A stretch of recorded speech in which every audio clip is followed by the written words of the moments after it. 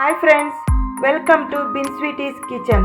ನಾನಿವತ್ತು ಕ್ಯಾಬೇಜ್ ಬಜೆ ಇಲ್ಲ ಕ್ಯಾಬೇಜ್ ಪಕೋಡ ಹೇಗೆ ಮಾಡೋದು ಅಂತ ಹೇಳಿಕೊಡ್ತೇನೆ. ಮೊದಲಿಗೆ ಕಡಲೆ ಹಿಟ್ಟು 3 ಕಪ್ಪಿನಷ್ಟು ಕಡಲೆ ಹಿಟ್ಟು ತಗೊಂಡಿದ್ದೇನೆ.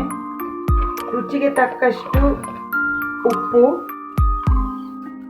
1 ಚಿಟಿಕೆ ಇಂಗು,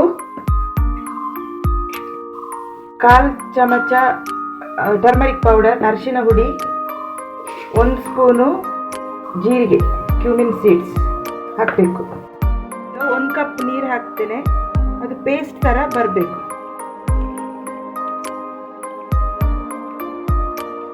ಈ ರೀತಿ ಮಿಕ್ಸ್ ಮಾಡಬೇಕು. ಗಂಟು ಹೋಗುವವರೆಗೂ ಮಿಕ್ಸ್ ಮಾಡ್ತಾ ಇರಬೇಕು.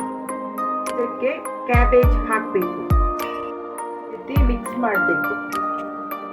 Spoon chilli powder. ಹೀಗೆ ಮಿಕ್ಸ್ ಆದ ಕ್ಯಾಬೇಜನ್ನು ಡೀಪ್ ಫ್ರೈ ಮಾಡಬೇಕು. ಈಗ ಒಂದು ಬಾಣಲೆಯಲ್ಲಿ ಇದು ಬಜೆ ಫ್ರೈ ಮಾಡಲಿಕ್ಕೆ ಎಣ್ಣೆ ತಗೊಂಡಿದ್ದೇನೆ.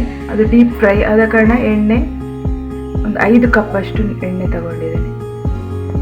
ಎಣ್ಣೆ ಯಾವ ಎಣ್ಣೆ ಆಗ್ಬೋದು, ಕೊಕೊನಟ್ ಎಣ್ಣೆ ಆಗ್ಬೋದು, ಸನ್ಫ್ಲವರ್ ಆಯಿಲ್ ಆಗ್ಬೋದು, ಯಾವುದು ಆಗ್ಬೋದು ಹುರಿಯಲಿಕ್ಕೆ. ಈ ರೀತಿ ಎಣ್ಣೆಗೆ ಬಿಡಬೇಕು. ಗರಿ ಗರಿಯಾದ ಕ್ಯಾಬೇಜ್ ಪಕೋಡ ರೆಡಿಯಾಗಿದೆ. ಇದು ಸಂಜೆ ಚಹಾ ಜೊತೆ ತಿನ್ಬೋದು.